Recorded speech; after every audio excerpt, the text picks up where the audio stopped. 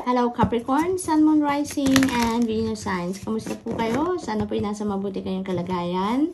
Welcome back po sa Star Tarot. Kung bago po kayo dito, welcome na welcome din po kayo. And thank you po sa inyong support. I truly appreciate it and God bless you all. Tignan po natin ang mga messages for you October 6 po. Capricorn, humility. Flowers are unaware of each other's beauty. They bloom regardless. Ayan. So, very humble, no? Very humble pa rin si Capricorn. Alam mo, Capricorn, napaka-blessed ninyo. You know, kasi ano kayo eh, you are blessing many people then sa paligid ninyo. Pamilya ninyo, mga mahal ninyo sa buhay, even kaibigan ninyo, katrabaho, you know? You're very generous, no? You've been very, very generous.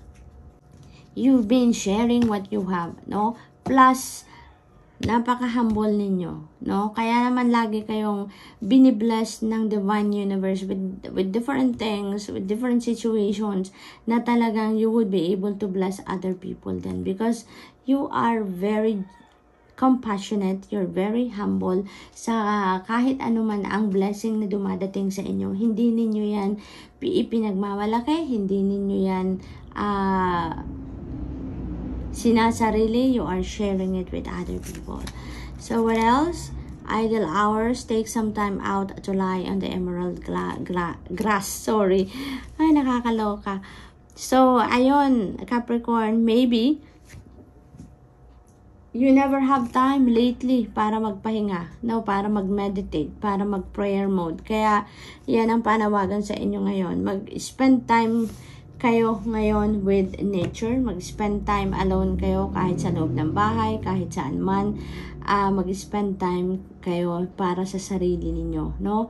Nang sa gayon ay makapag-recuperate kayo, makapag-recharge kayo because you need it, no? You need it. Kailangan ninyong marinig din siguro ang divine guidance para sa inyo. Kaya naman, siguro may mga downloads kayo nare-receive dito, pero dahil lagi kayong busy, lagi kayong may ginagawa, hindi ninyo na-access ang mga yon. Kaya, iniimbitahan kayo dito to take some time out to lie on the emerald grass to absorb the very therapeutic and very healing energy naman ng nature spirits, no?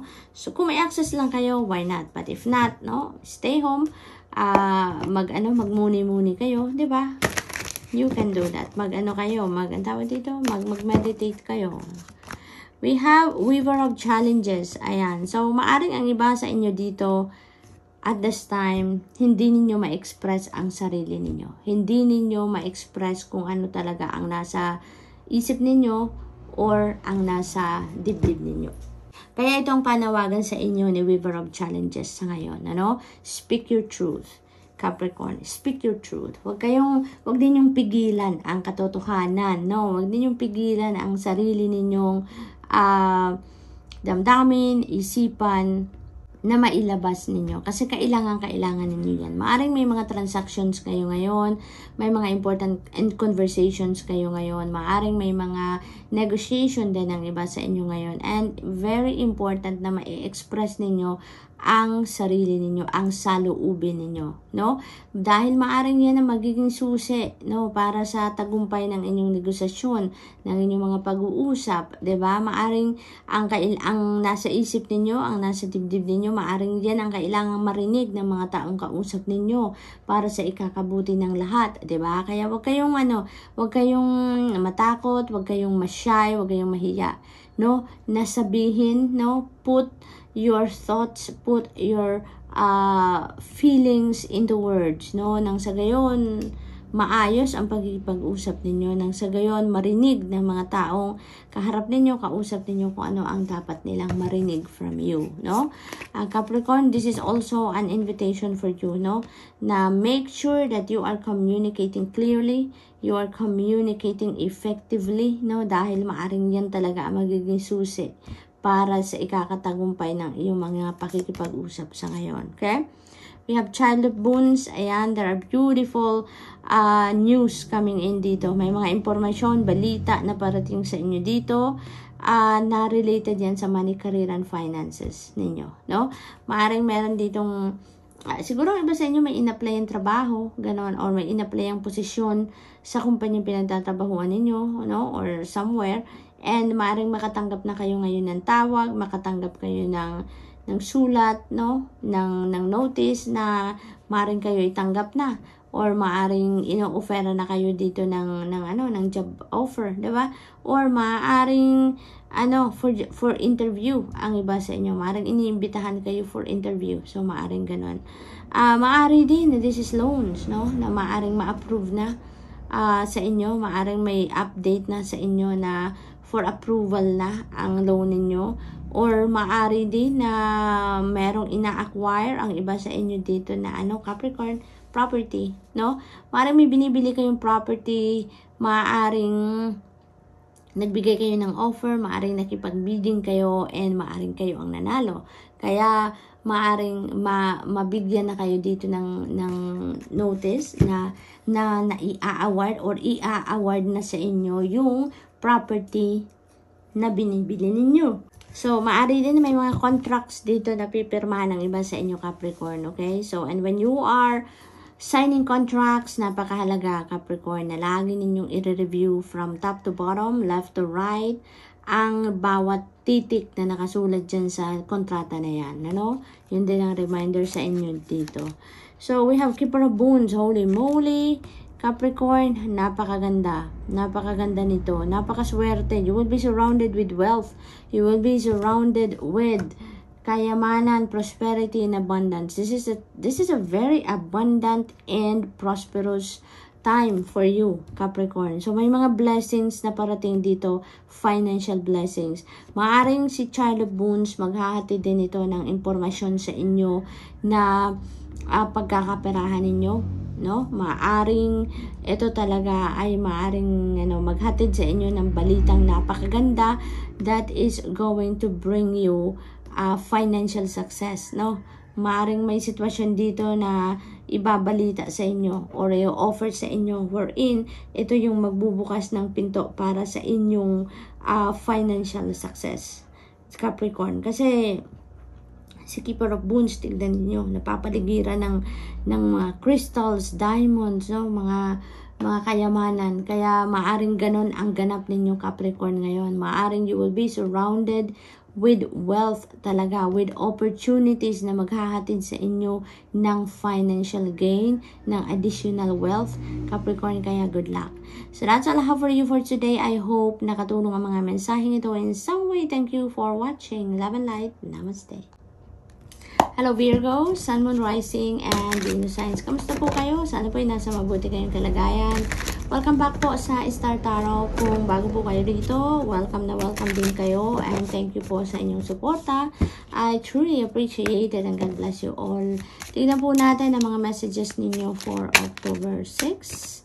Virgo, uncertainty. May mga uncertainty dito na naganap sa buhay ninyo. Kaya maaaring hindi kayo ngayon makapag-desisyon, hindi kayo ngayon makapag-isip ng clear direction because of that uncertainty, no?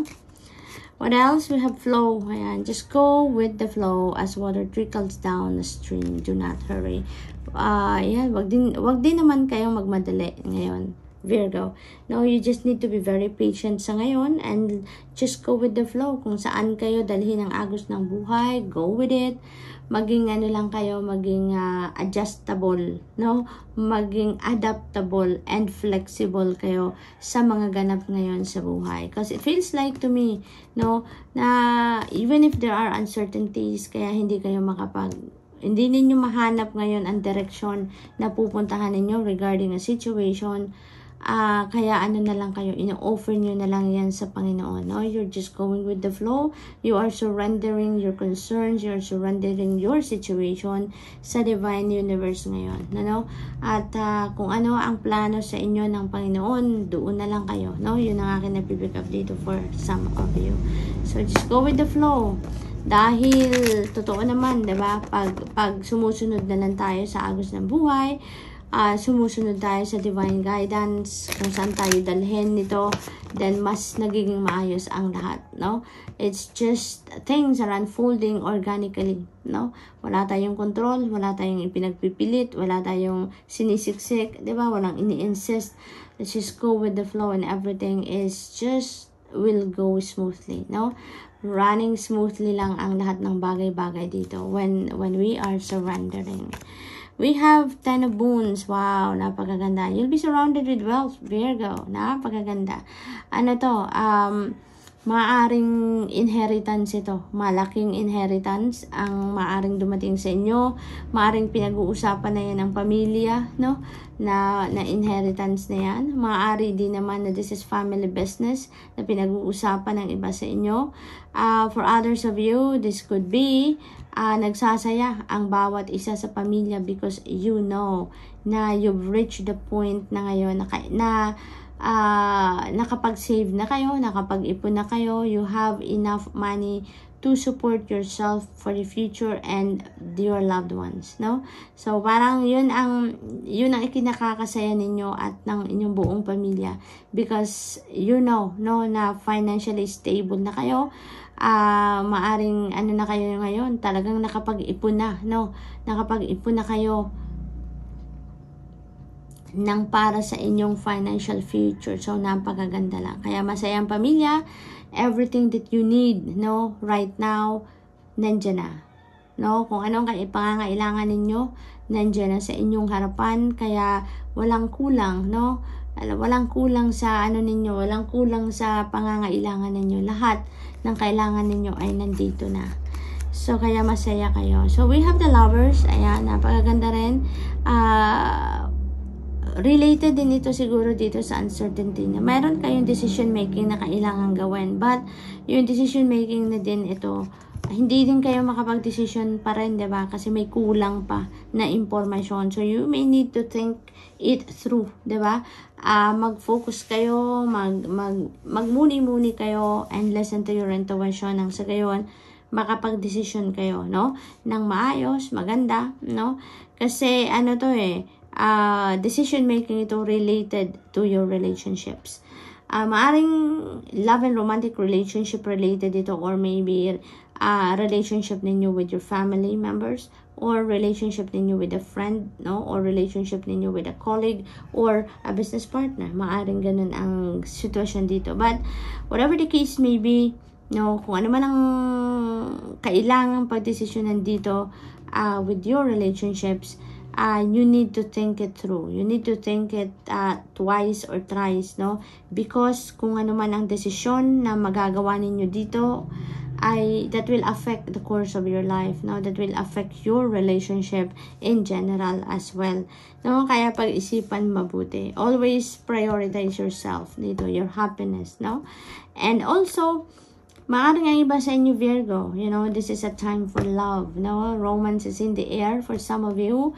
Maaring there is a new love connection happening dito between you and another person.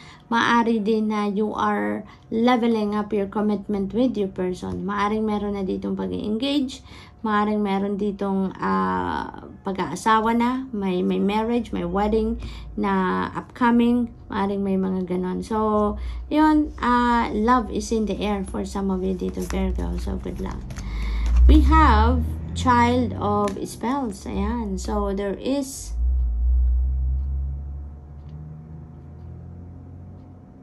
beautiful news coming in dito na maybe that is related to opportunities linked din sa money, career, and finances, no?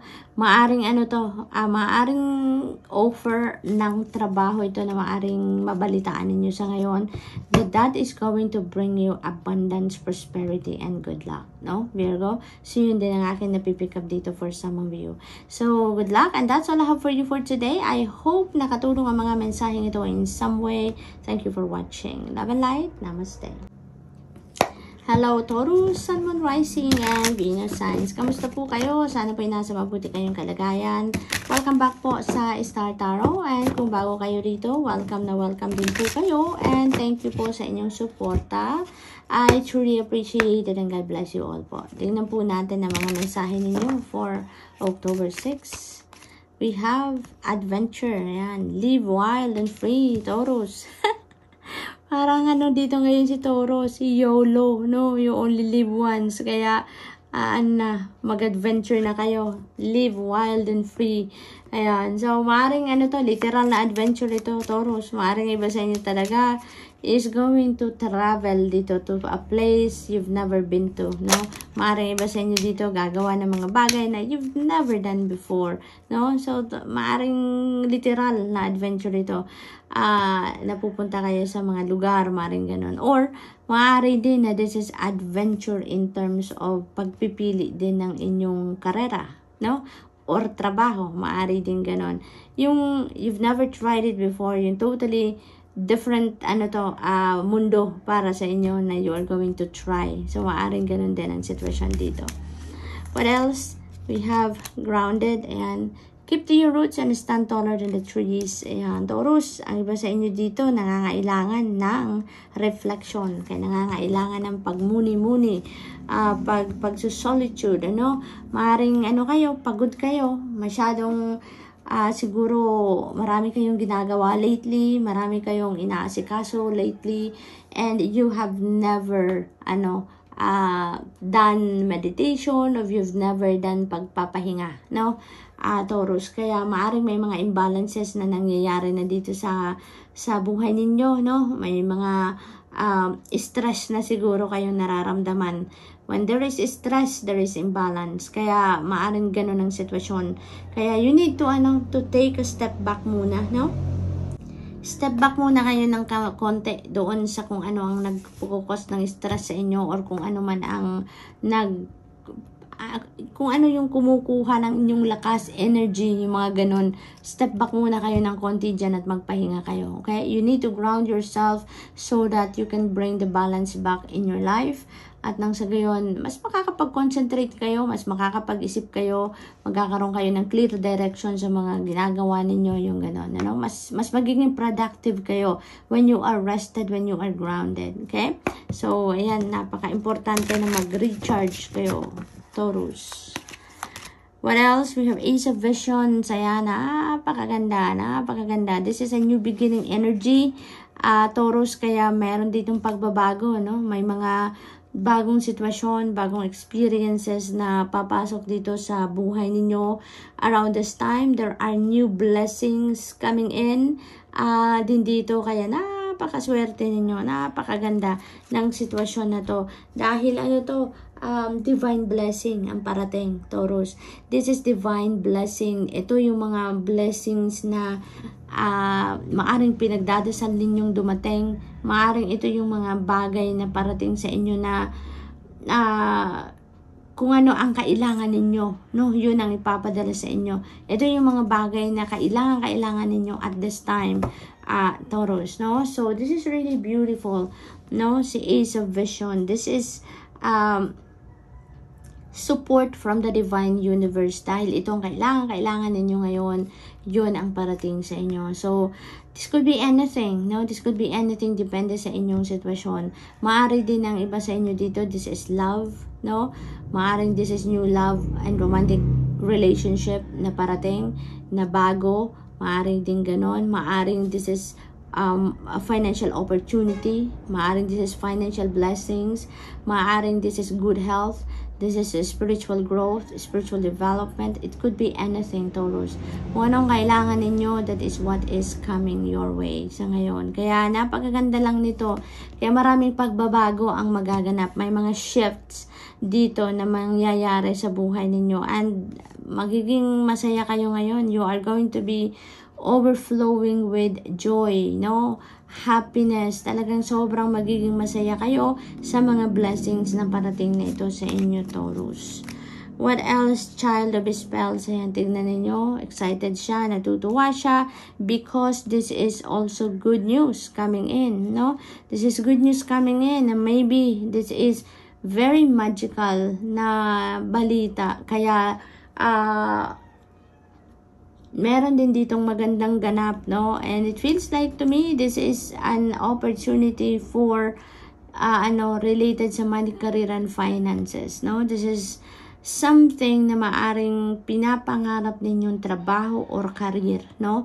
So, maaring nandyan umiikot ang balitang ito, and kung ano man ang opportunity na to na parating sa inyo, Taurus, nakakatok sa inyo, it feels like to me that this is going to bring you good luck. This is going to bring you prosperity and abundance. Kaya talagang siksik-liglig umaapaw ang mga blessings na maaring dumating sa inyo ngayon, Taurus. Ace of Challenges, we have 2 aces. Pag dalawang ace ang pumasok sa reading ninyo, bonggang-bongga ang mga parating na pangyayari sa buhay ninyo. This is beautiful, positive changes happening sa buhay ninyo. Napakaswerte at napakaganda ng mga energies na bumabalot sa inyo sa ngayon, Taurus. So, this is new path pa rin, no? May mga pagbabago, maraming pagbabagong magaganap sa buhay ninyo dito. New paths are opening up for you, different opportunities, various opportunities ang parating sa inyo dito, Taurus, that is going to bring you joy, no? Magiging masayang-masaya kayo dito sa kung anuman ang mga pangyayaring ito. Maaari din na ang iba sa inyo may pinagdadaan ng hindi masyadong paborable sa inyo. May mga challenging times na pinagdadaanan ng iba sa inyo recently. Now is the time na that is going to come to an end, no? Meron ng may mga epiphanies, new ideas, new information, new inspiration, new perspective na maaaring dumating sa inyo dito na yun ang magsasara sa challenging times na yun. Yun ang maghahatid ng solusyon doon sa mga problema pinagdadaanan ninyo. You are going to end up victorious ngayon, Taurus, no? Pagtatagumpayan ninyo kung ano man ang problema na yan, pagtatagumpayan ninyo kung ano yung mga difficult situations na yan na pinagdadaanan ng iba sa inyo, and you will end up victorious, no? Makakaalis na kayo sa difficult times na yan, and you are going to embrace newness. You are going to walk towards a new path sa buhay ninyo ngayon na talagang magiging masaya na kayo, Taurus. Okay? So that's all I have for you for today. I hope nakatulong ang mga mensaheng ito in some way. Thank you for watching. Love and light. Namaste.